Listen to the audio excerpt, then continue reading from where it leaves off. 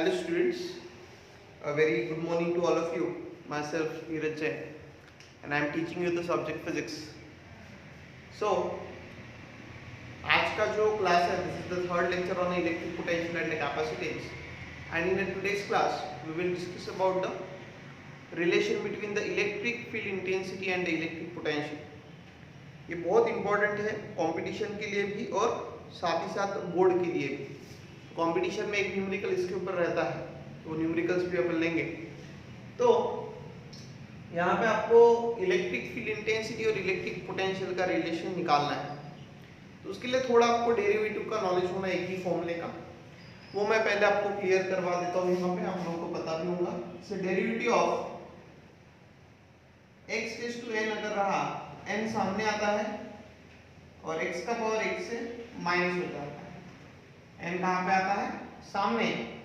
और जो n power है उसमें से एक क्या करना पड़ेगा आपको? माइनस. क्या करना पड़ेगा आपको? माइनस. समझ में आया? So what is the derivative of x raise to power n? n x raise to power of n minus 1. n x raise to power of n minus 1. Understood? समझ में आया? सो अभी देखो, ध्यान दो यहाँ पे. अब आपको इलेक्ट्रिक फील्ड इंटेंसिटी आपने पहले लेक्चर में लर्न किया है और इलेक्ट्रिक पोटेंशियल जो है वो आपने सेकंड लेक्चर में लर्न किया है. ठीक है, तो दोनों के फॉर्मूले आपके पास है. ठीक है, तो दोनों के फॉर्मूले यहाँ पे मैं लिख रहा हूँ, फिर अपन देखेंगे कि रिलेशन क्या है. ठीक है, तो electric field intensity, electric field intensity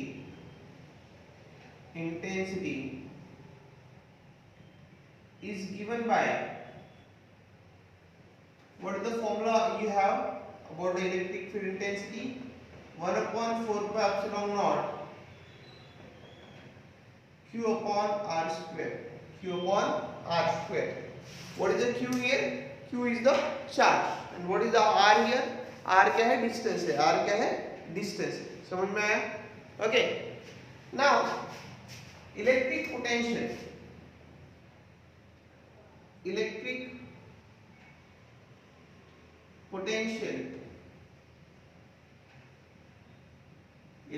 potential is given by V equal to 1 upon 4 pi epsilon naught Q upon R. This is the formula for the electric potential. The above formula for the electric field intensity. समझ में आया? कोई doubt दोनों case में? तो अभी देखो, ध्यान दो. अब अपन क्या कर रहे हैं? नाउ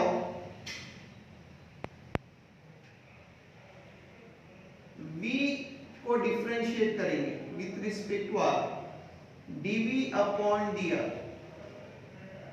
dV अपॉन क्या करेंगे? dr. मतलब जो V है उसको अपन क्या कर रहे हैं? डिफरेंशिएट कर रहे हैं with respect to R. With respect to R. तो यहाँ पे क्या हो जाएगा? देखो, d by dr of 1 upon 4 pi epsilon naught Q upon R. d by dr 1 upon 4 pi epsilon naught Q upon R. तो Q upon 4 pi epsilon naught को बाहर निकालो.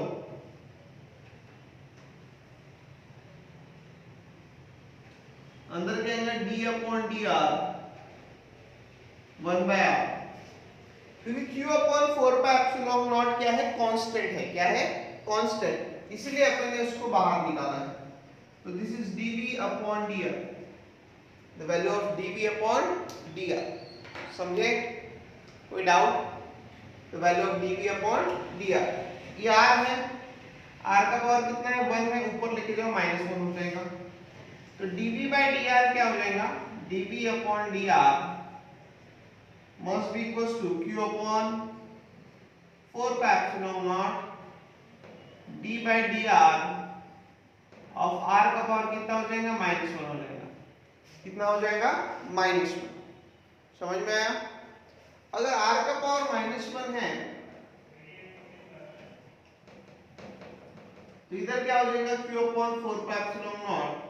मैंने अभी आपको एक फॉर्मूला बताया, पावर को कहाँ पे लाओ, सामने, -1 कहाँ पे आ जाएगा, सामने, और r का पावर कितना हो जाएगा, -2 हो जाएगा। कितना हो जाएगा, -2। पावर को कहाँ पे लाना है आपको, सामने, और पावर 1 से घटाना है, पावर 1 से घटाना है, समझे।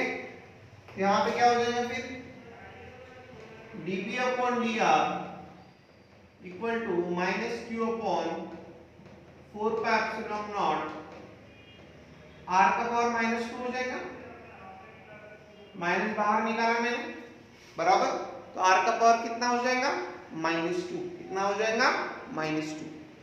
अंडरस्टूड, कोई डाउट किसी को, ठीक है।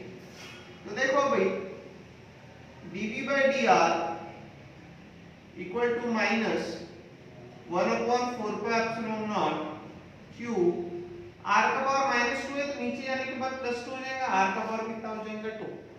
1 upon 4 pi epsilon naught q upon r square, q upon r square. 1 upon 4 pi epsilon naught q upon r square क्या आपका e है, तो dv by dr equal to क्या हो गया, -e हो गया। dv बाई dr किसके इक्वल हो गया, -e के इक्वल। तो what the relation you have, e equal to -dv upon dr। e किसके इक्वल हो जाएगा,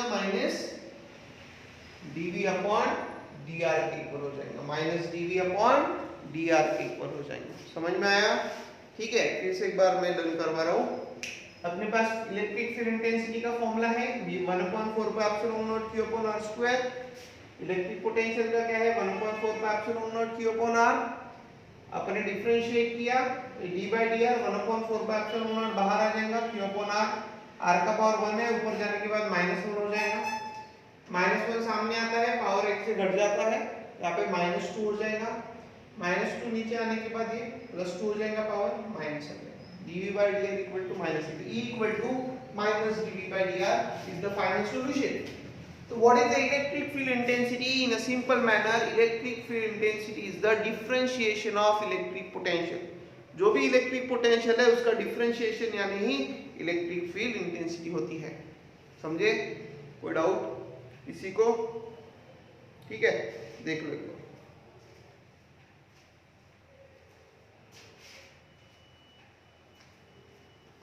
हो गया, मिटा दो।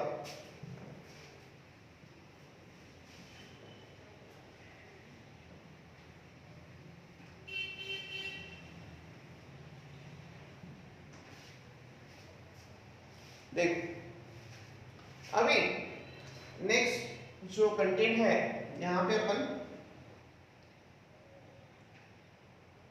Electrostatics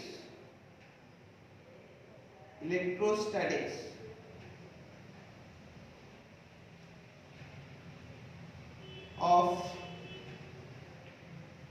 conductor, electrostatics of a conductor. So electrostatics of a conductor, ये जो पार्ट अपन लर्न करेंगे आज, तो उसमें ध्यान में रखो कि कुछ ऐसी प्रॉपर्टीज अपन लर्न करने वाले हैं, वो प्रॉपर्टीज इंपॉर्टेंट है, उसके ऊपर 1 marks question, 2 marks question based रहते हैं। वो प्रॉपर्टी का जो भी लॉजिक आपको पता चलेगा, वो लॉजिक आपको कंपटीशन के कॉन्सेप्ट वाले जो भी न्यूमेरिकल रहेंगे उसमें अप्लाई करने के लिए यूजफुल रहेगा, ठीक है। तो अपन एक एक प्रॉपर्टी यहाँ पे अपन लर्न करेंगे। तो देखो, पहला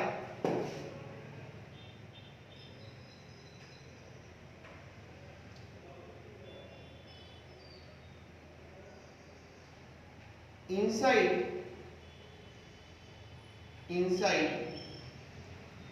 a hollow conductor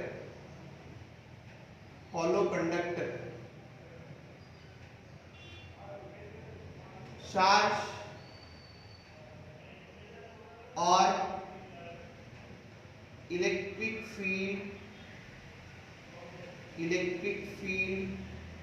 charge or electric field is 0। जो भी हॉलो कंडक्टर है उसके अंदर जो चार्ज बोलो और इलेक्ट्रिक फील्ड बोलो वो कितना रहती है, जीरो रहती है। कितना रहती है, zero. What is the reason? देखो इसका रीजन मैं आपको बता रहा हूं। फॉर एग्जाम्पल अगर ये स्फीयर है, क्या है, स्फीयर, राइट। ये स्फीयर के ऊपर लेटेस्ट सपोज मैंने क्यू अमाउंट ऑफ चार्ज दिया। कितना चार्ज दिया, क्यू। तो ये जो क्यू चार्ज है स्फीयर के आउटर सरफेस पे ही डिपॉजिट होता है। कहां पे डिपॉजिट होता है, आउटर सरफेस पे, क्योंकि इनसाइड में उसको कोई भी मीडियम ही नहीं है जिसके वो चार्ज डिपॉजिट करेगा और कंडक्ट करेगा। पूरा जितना भी चार्ज आप देते हो सभी कहां पे चला जाता है, आउटर सरफेस पे चला जाता है। कहां पे चला जाता है, आउटर सरफेस पे। तो अगर आउटर सरफेस के ऊपर आपका पूरा चार्ज जा रहा है, आउटर सरफेस के ऊपर अगर आपका पूरा चार्ज जा रहा है तो इनसाइड कितना हो गया चार्ज, इनसाइड हो गया जीरो, राइट। आउटर सरफेस के ऊपर पूरा चार्ज जाने के कारण इनसाइड जो रहता है चार्ज इज जीरो। अगर इनसाइड चार्ज जीरो है तो ultimately electric field is also zero, क्योंकि फॉर्मूला है 1/4 pi epsilon naught q upon r square, बराबर।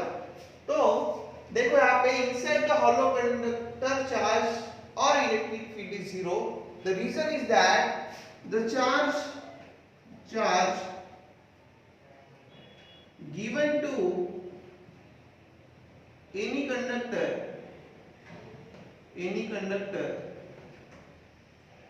is deposited on the outer surface of a conductor। कहाँ पे डिपॉजिट करते हो, आउटर सरफेस पे क्या होता है, डिपॉजिट हो जाता है। क्यों, क्योंकि इनसाइड में कोई भी उसके मीडियम मटेरियल मीडियम है क्या जिस पे चार्ज फ्लो कर पाए, नहीं। इसलिए इनसाइड क्या होता है, हमेशा इलेक्ट्रिक फील्ड जीरो होती है। क्या होती है, जीरो। सेकंड प्रॉपर्टी ध्यान में रखो,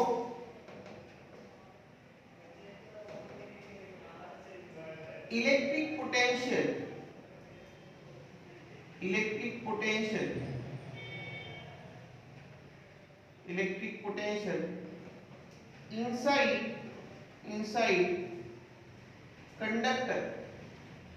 inside conductor is constant।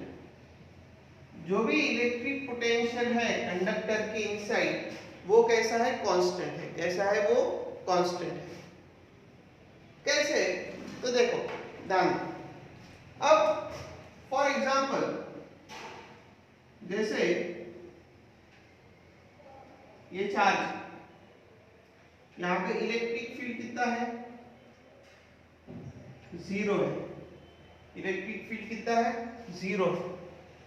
Electric field और पोटेंशियल का रिलेशन क्या है, इलेक्ट्रिक फील्ड इक्वल टू होता है minus dv upon dr। Electric field किसके इक्वल होता है, माइनस dv अपॉन dr के इक्वल होता है, बराबर। बट इलेक्ट्रिक फील्ड का वैल्यू कितना है, जीरो। तो dv अपॉन dr का वैल्यू कितना हो गया, जीरो हो गया। dv अपॉन dr का वैल्यू कितना हो गया, जीरो।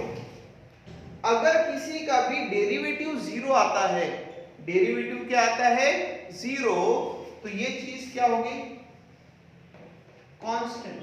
क्या हो गई, कांस्टेंट। समझे, इलेक्ट्रिक फील्ड भले ही जीरो रहे पर पोटेंशियल हमेशा क्या रहेगा, कांस्टेंट, क्योंकि उसका डेरिवेटिव कितना आ रहा है, जीरो। किसी चीज का डेरिवेटिव जीरो कब आता है, जब वो चीज क्या रहे, कांस्टेंट रहे। क्या रहे, कांस्टेंट रहे।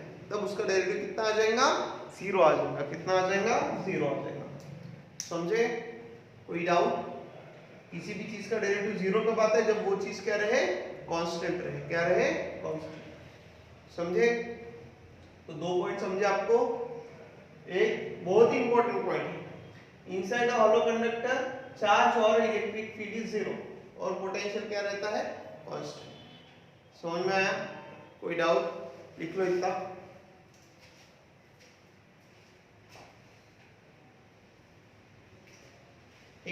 मिटा दो, देखो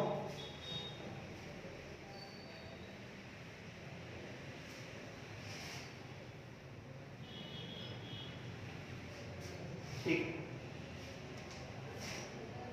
third point, electric field intensity, electric field intensity due to a conductor is equal to sigma upon epsilon naught। किसके इक्वल होता है वो? सिग्मा अपॉन एप्सिलॉन नॉट के इक्वल होता है। जो भी कंडक्टर के कारण इलेक्ट्रिक फील्ड होती है वो सिग्मा अपॉन एप्सिलॉन नॉट है। उसके लिए गॉस थ्योरम आपको अप्लाई करना पड़ेगा, जो पहले चैप्टर में अपने लर्न किया है। गॉस फ्लक्स थ्योरम क्या बोलता है? जो भी टोटल चार्ज है, जो भी क्या है, total charge is equals to the 1 upon epsilon total electric flux is equal to 1 upon epsilon 0 times charge enclosed by the surface. जो भी टोटल इलेक्ट्रिक फ्लक्स है वो किसके इक्वल होता है? 1 अपॉन एप्सिलॉन 0 टाइम्स चार्ज के इक्वल होता है, बराबर। तो यहाँ पे ये सिग्मा क्या है ये ध्यान में रखो पहले। Sigma is the surface charge density. Sigma क्या है? सरफेस चार्ज डेंसिटी, मतलब होता है charge upon area, charge upon area. तो चार्ज क्या हो गया? चार्ज निकालना रहा तो सिग्मा इंटू ए। अगर आपको सिग्मा पता होगा और चार्ज निकालना है तो एरिया से मल्टीप्लाई कर दो। कैसे मल्टीप्लाई कर दो? एरिया से। कौन से एरिया से? जितने एरिया का चार्ज आपको निकालना है उतने एरिया से, जितने एरिया का चार्ज आपको निकालना है उतने एरिया से क्या कर दो? उसको मल्टीप्लाई कर दो। क्या कर दो? उसको मल्टीप्लाई। समझ में आया? तो चार्ज क्या हो गया? सिग्मा इंटू ए। समझे? अब देखो, ध्यान दो अच्छी तरीके से। अब अपने को इलेक्ट्रिक फील्ड किसके वजह से निकालना है? कंडक्टर का। इसका प्रूफ वगैरह इतना डिटेल में नहीं है तो भी ध्यान में रखो, मैं दे रहा हूं। तो अपन ने कंडक्टर ले लिया, ठीक है, ऑफ एनी शेप, कोई भी शेप रैंडमली ले लो।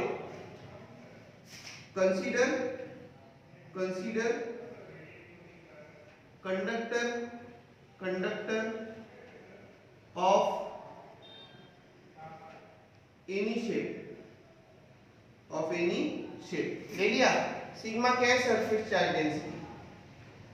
यहां पे एक स्मॉल एरिया ले रहे हैं ds, और यहां पे जो इलेक्ट्रिक फील्ड है वो इलेक्ट्रिक फील्ड है E क्या है? E with electric field intensity. E क्या है? Electric field intensity. ds क्या है? ds है स्मॉल एरिया। ds क्या है? Small area. ds क्या है? Small area. समझे?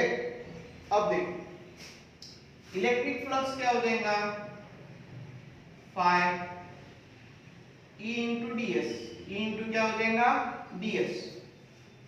क्योंकि अगर आपने यहाँ पे गॉसियन सरफेस अपन ड्रॉ करते थे, याद होगा आपको, तो ठीक है, तो ये गॉसियन सरफेस ऐसा रहेगा इसका, बराबर। गॉसियन सरफेस जब ऐसा रहेगा तो इधर तो इलेक्ट्रिक फील्ड 0 है, इधर ही रहेंगे, तो इतने एरिया से कितने फ्लक्स जा रहे हैं? तो उतने एरिया से मैंने मल्टीप्लाई कर दिया। इतने एरिया से कितने फ्लक्स जा रहे हैं? उतने एरिया से मैंने क्या कर दिया? उसको मल्टीप्लाई कर दिया, बराबर। तो फाई किसके इक्वल होता है? Charge enclosed by the area, charge enclosed by the area upon epsilon naught, charge enclosed by the area, which area? ds, this is also ds, ये भी कितना रहेगा, ds रहेगा ना। Charge enclose by the area ds कितना हो जाएगा, ds charge enclose क्या हो जाएगा, सिग्मा इनटू ds। मैंने क्या बोला, चार्ज का फॉर्मूला क्या है, sigma into area, ds enclose कर रहा है ना, तो sigma into ds upon epsilon naught equal to e into ds। ds क्या हो जाएगा, कैंसिल, तो e क्या हो गया, e must be equal to sigma upon epsilon naught. e किसके इक्वल हो गया, sigma upon epsilon naught equal हो गया, समझे। e must be equal to sigma upon epsilon naught. कोई डाउट किसी को? तो what is the formula for electric intensity due to the conductor, it must be equal to the sigma upon epsilon naught, sigma upon epsilon naught, समझे। देख लो एक बार, copy कर लो इसको, ठीक है, मिटा रहा हूं, देखो।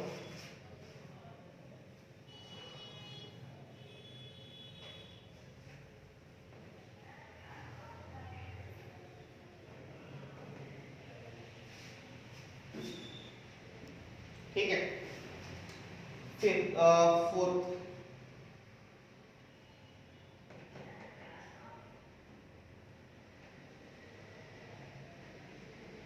इलेक्ट्रोस्टैटिक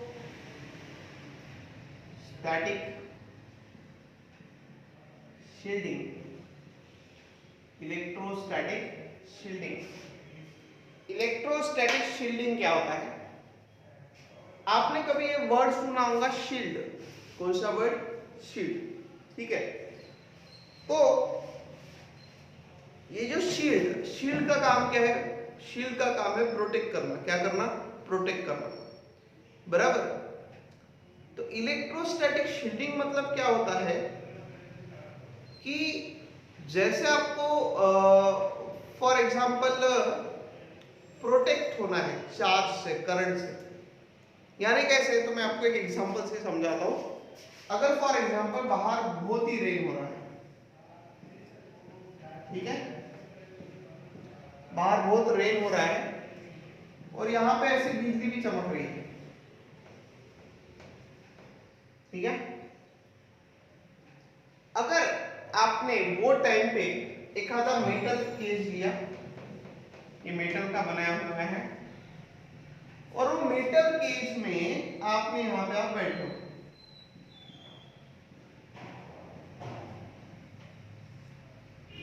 बराबर, मेटल केज में आप बैठे हो। तो मेटल केज में अगर आप बैठे हो ना, तो आपको करंट फील नहीं होगा। अगर आप बाहर रहेंगे तो आपको करंट लगेगा भी, पर अगर यही मेटल के अंदर आप अगर बैठे होंगे ना, आपको करंट नहीं लगेगा। एक आधा मेटल का एक ये ले लिया आपने, बॉक्स ले लिया, उसके अंदर अगर आप बैठ गए तो आपको करंट नहीं लगेगा। What is the reason? Reason is that electricity आ जाएगी, आ गई, आ भी गई तो वो कहां पे रहती है, अभी अपन ने पढ़ा आउटर सरफेस पे रहती है। आउटर सरफेस पे रहती है, इनसाइड कितना रहती है, electric field zero. Electric field zero तो चार्ज भी कितना रहेगा, जीरो रहेगा। चार्ज जीरो रहेगा तो आपको करंट फील होगा क्या, नहीं। तो ये क्या कर रहा है, ये प्रॉपर्टी क्या कर रही है, ये प्रॉपर्टी आपको इलेक्ट्रिसिटी से प्रोटेक्ट कर रही है, बचा रही है, शील्ड कर रहा है, बराबर है कि नहीं। That's why it is called as electric field shielding.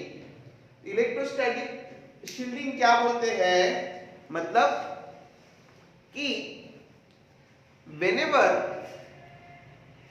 the charge is given to the metal plate, it is deposited on outer surface। कहां पे डिपॉजिट करता है, outer surface. Inside the charge is zero, inside charge कैसा रहता है, zero रहता है। That's why it is we didn't feel any kind of a current। अपन कोई भी करंट फील करते हैं क्या, शॉक महसूस करते हैं क्या, नहीं। ये प्रॉपर्टी को ही अपन बोलते हैं इलेक्ट्रोस्टैटिक शील्डिंग। क्या बोलते हैं, इलेक्ट्रोस्टैटिक शील्डिंग। समझ में आया?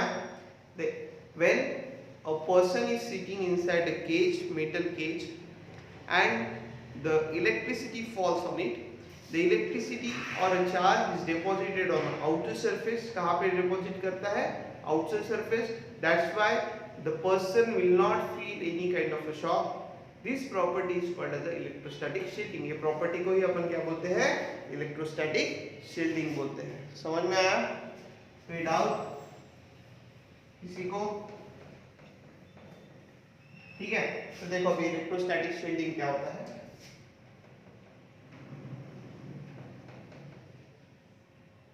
If a person is sitting inside metal cage, कहाँ पे सीट कर रहा है? inside the metal cage, बराबर. and a charge is given to the metal cage. Charge किसको दिया अपन ने? Metal cage. The person will not feel any kind of a shock because क्यों होगा ऐसा? Charge get deposited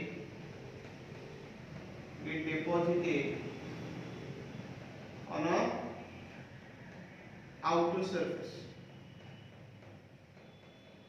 This property of a conductor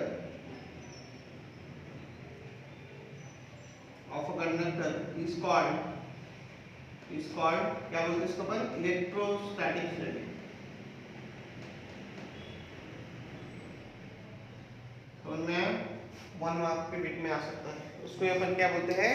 electrostatic shielding बोलते हैं. समझ में आया आपको? ओके, तो नेक्स्ट देखो, मिटा होंगे. देखो, चलो ये हो गया कंडक्टर के बारे में. अभी जो है वो अपन डाइलेक्ट्रिक के बारे में पढ़ने वाले हैं. इसके बारे में पढ़ने वाले हैं, डाइलेक्ट्रिक के बारे में.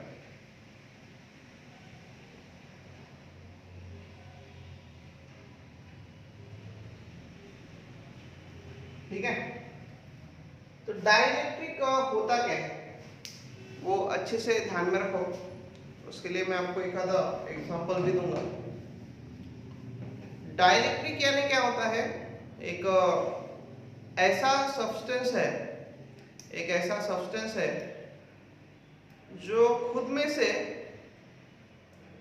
करंट को पास नहीं करता. खुद में से करंट को पास करता है क्या? तो नहीं, बट करंट का इफेक्ट को वो शो करता है. करंट के इफेक्ट को वो क्या करता है? शो करता है. खुद में से करंट को पास नहीं करता, बट करंट के इफेक्ट को शो करता है.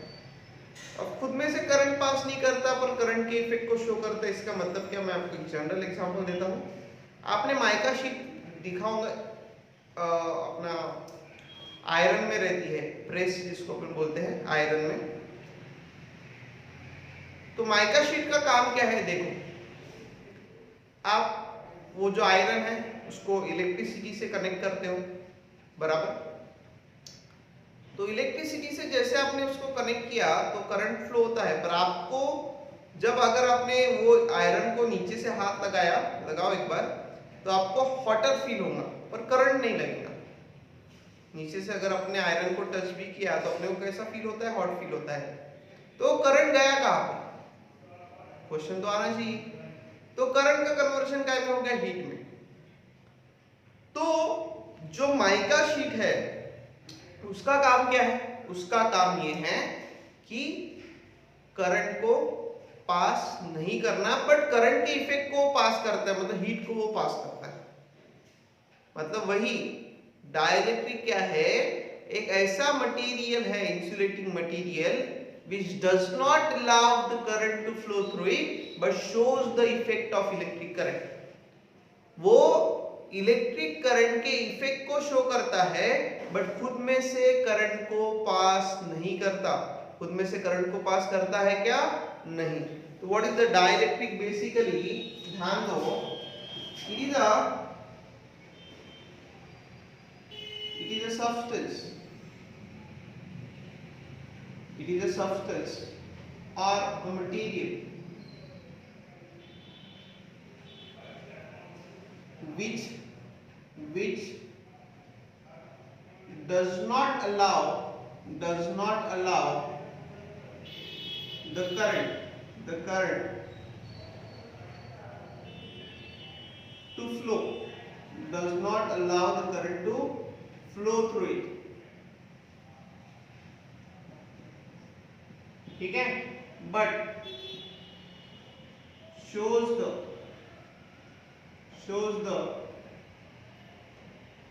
effect of electric current. क्या करता है वो? खुद में से करंट को फ्लो नहीं करता, बट जो इफेक्ट होता है करंट का उसको वो शो करता है, तो ऐसे सब्सटेंस को ही आपको क्या बोलना है? Dielectric substance. क्या बोलना है? डाइलेक्ट्रिक सब्सटेंस और डाइलेक्ट्रिक मटेरियल। ठीक है, समझ में आया? तो देखो, तो डाइलेक्ट्रिक दो टाइप के हैं। डाइलेक्ट्रिक कितने टाइप के हैं? दो। ठीक है, कौन से दो टाइप हैं वो अपन देखेंगे। तो ये है डाइलेक्ट्रिक दो टाइप के कौन से हैं? One is the polar dielectric, ठीक है, और दूसरा जो है वो है non polar dielectric.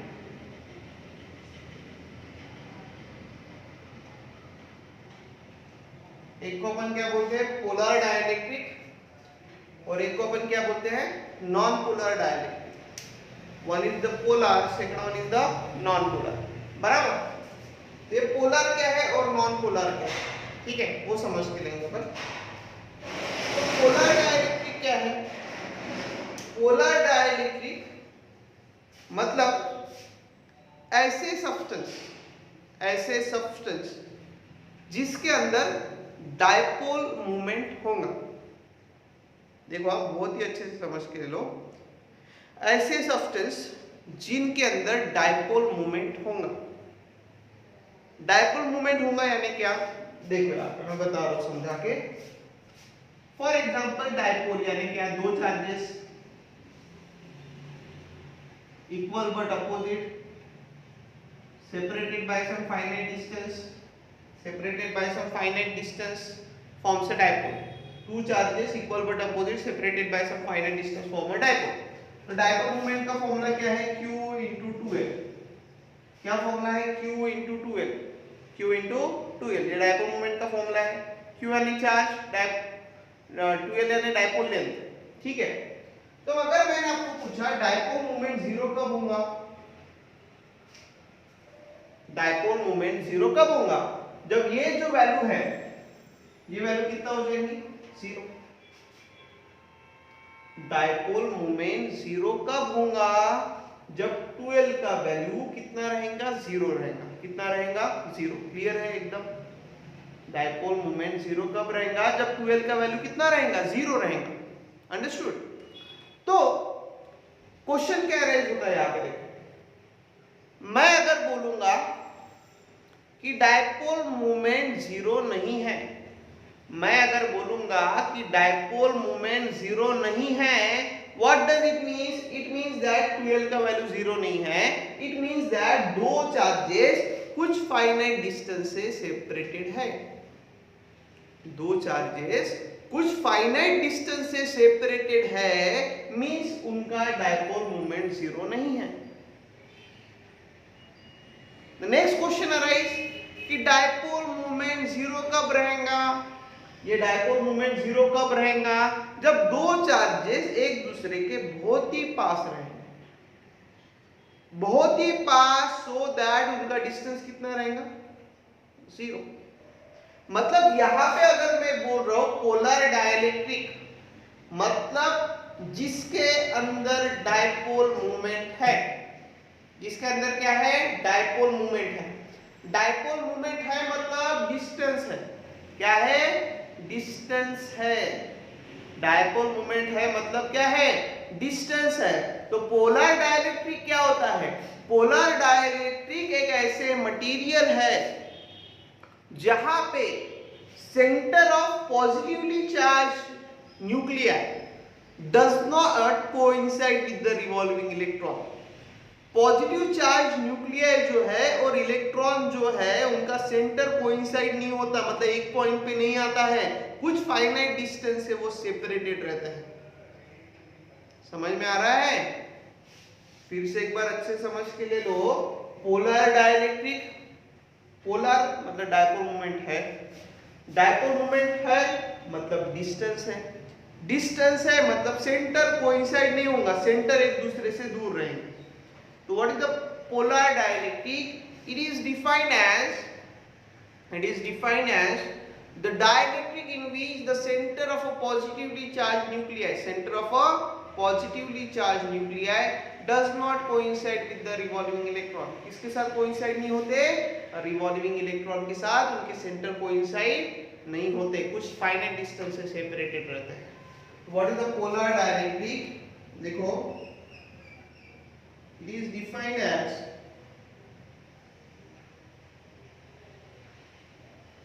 substance, dielectric substance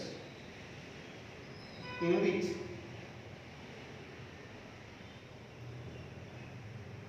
center of positively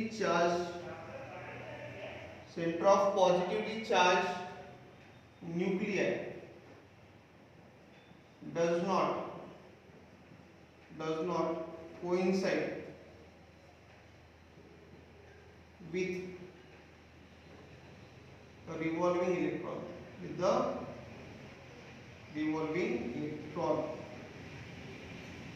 समझ में आया? Centre of a positively charge nuclei does not coincide with the revolving electron.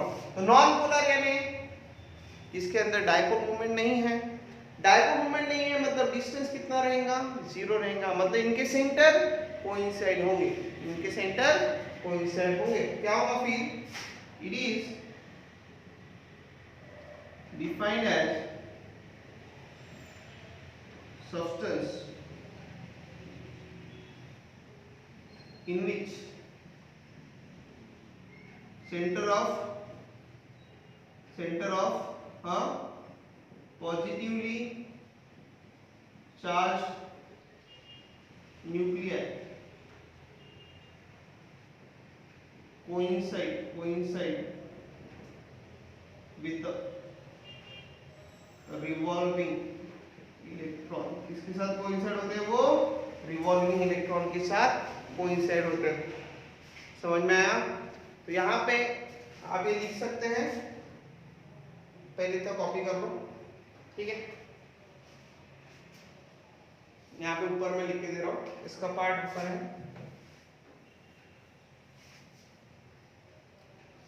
यहाँ पे आप देखोगे ना, तो जैसे ये centre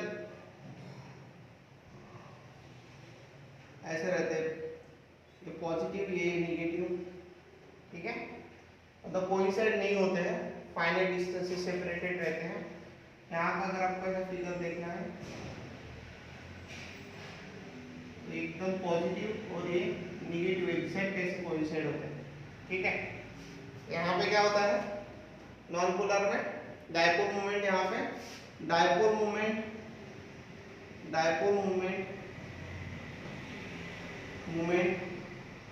is finite and positive। यहाँ पे क्या होता है, डायपोल मोमेंट